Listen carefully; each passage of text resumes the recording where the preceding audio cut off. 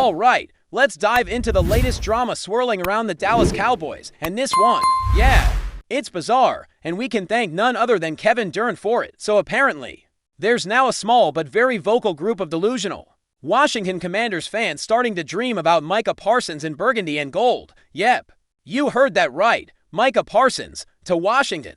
And all of this nonsense kicked off at Fanatics Fest. Here's how the whole thing started. Kevin Durant and Micah Parsons were both at the event. Kay Adams was there too, doing her usual hosting duties, keeping the energy up, interviewing people, having some fun with the guests. Now, during one of these light-hearted interviews, Kay Adams is talking to Kevin Durant and casually mentions that Micah is not under a long-term deal with the Cowboys yet, which, technically speaking, is true in terms of a long-term extension. But let's just be clear, Micah is still under contract with Dallas.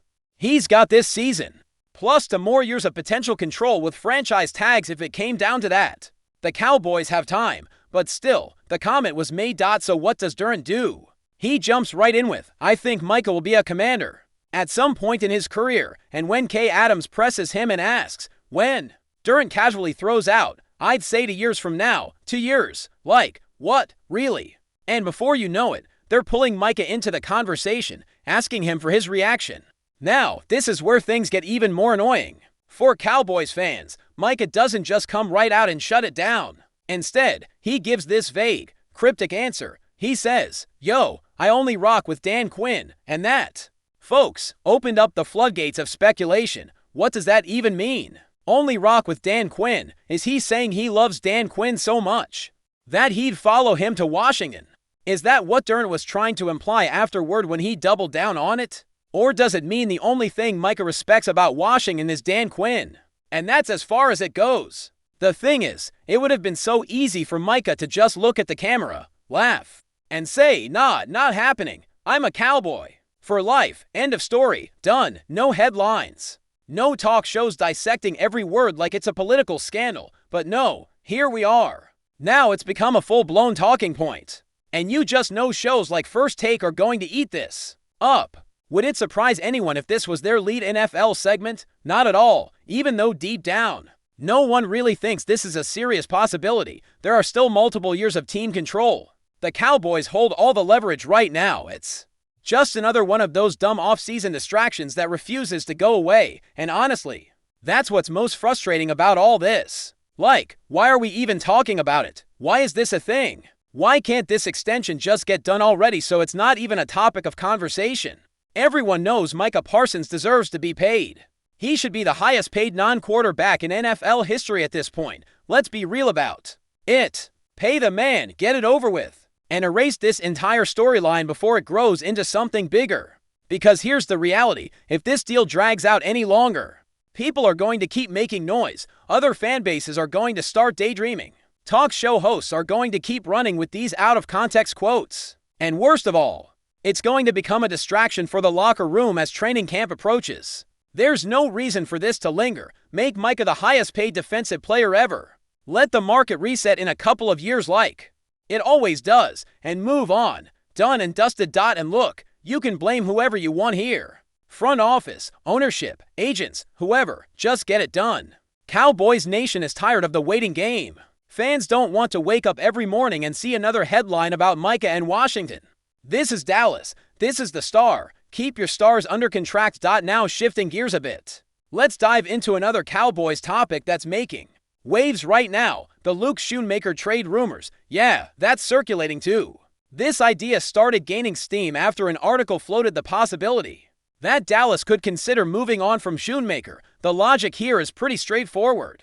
The Cowboys, historically, have used their draft picks to build, bring in young talent, and develop from within. But every once in a while, you reach a point where you have to consider cutting your losses.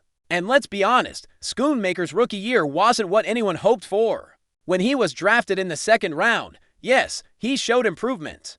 Last season, the drops went down, his targets, catches, and yardage all ticked up. But did he produce at the level you expect from a 2nd-round pick? Not really. Even by tight end standards, which can take longer to develop, his impact was below expectations. That said, his contract is pretty team-friendly. He's got a cap hit of around $1.7 million for this upcoming season and just a little over $1.3 million in cash owed. Looking ahead to next year, the cap hit drops even lower, so from a financial standpoint, moving him wouldn't be difficult. But here's the big question: is there actually a trade market for him? And if there is the return even worth it? Let's say you get a late day 3 pick, maybe a 6th rounder or a 7th rounder. Does that really provide more value than just keeping him on the roster? As depth with potential upside, he was a 2nd round pick for a reason. That draft pedigree still carries weight in trade discussions. Another team might look at him and think, hey, we liked him coming out, let's give him a shot. But at the same time, you've got to think about the state of your own tight end room. Jake Ferguson is clearly the starter. Behind him, you've got names like Peyton Hendershot, John Stevens Jr. recovering from injury, Brevin Spanford, and other undrafted guys like Princeton fan and Yalen Cropper trying to carve out a role. Does someone from that group step up enough to make Schoonmaker expendable? Maybe, but that's a gamble. And heaven forbid you suffer an injury during training camp or preseason. Suddenly, depth at tight end becomes a real concern.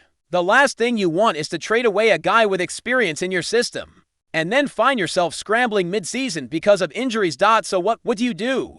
Trade him or keep him? There's a real debate here. It all depends on how the coaching staff feels about the guys behind him and whether they see someone emerging during camp. It's something to keep an eye on as camp gets underway. And speaking of training camp, let's jump into the latest on the offensive line. This is where things get really interesting.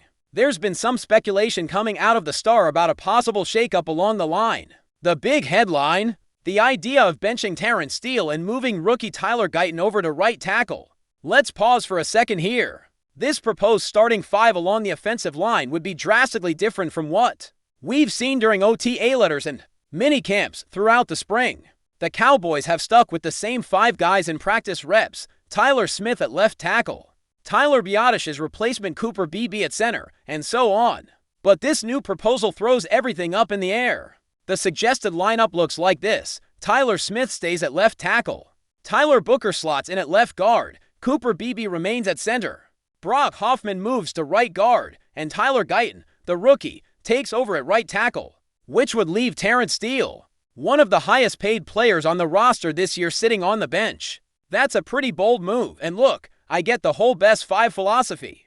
You want your 5 best defensive linemen on the field, regardless of their usual positions. But here's the thing: this isn't fantasy football. Moving guys around like chess pieces sounds good on paper, but offensive line continuity and chemistry are real things. It matters. Left guard and right guard are not the same position. There's a difference in footwork, hand placement, leverage, all of it. Same goes for tackles switching sides. Also, it's important to point out that the Cowboys haven't shown any indication during open practices that they're seriously considering this kind of overhaul. It's speculation at this point. Could it happen during training camp if guys struggle or get hurt? Sure, but as of now, the plan still seems to be rolling with the group that took the reps in mini camp. Now, focusing on Terrence Steele specifically. Yeah, 2023 wasn't his best year. There's no sugarcoating that. But let's not forget how good he was in 2022 before the injury.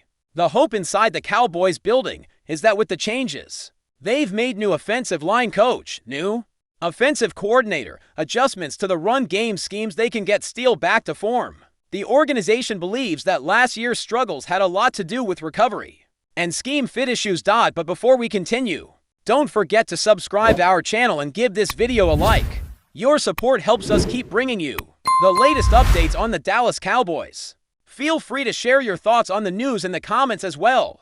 A significant buzz is circulating around the Dallas Cowboys headquarters today, with whispers suggesting a familiar face could be making a dramatic return. Sources close to the organization indicate that wide receiver Amari Cooper was seen entering the Cowboys facility, fueling speculation of a potential reunion. The most electrifying rumor: a possible 4-year contract in the works. Cooper, who previously played for the Cowboys from 2018 to 2021, was a key offensive weapon during his initial stint in Dallas, forming a strong connection with quarterback Dak Prescott. His departure was largely attributed to salary cap considerations, but recent reports have hinted at a mutual interest in bringing him back to the Star. While no official statements have been made, the mere presence of Cooper at the facility has ignited a frenzy among Cowboys Nation, with the team in need of a proven receiver to complement CeeDee Lamb.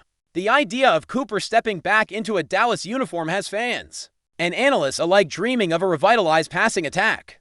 The possibility of a 4-year deal suggests a long-term commitment, signaling that both parties might be looking to put past differences aside and solidify a strong receiving corps for years to come. Could this be the blockbuster move the Cowboys have been waiting for? Only time will tell if this highly anticipated reunion becomes a reality.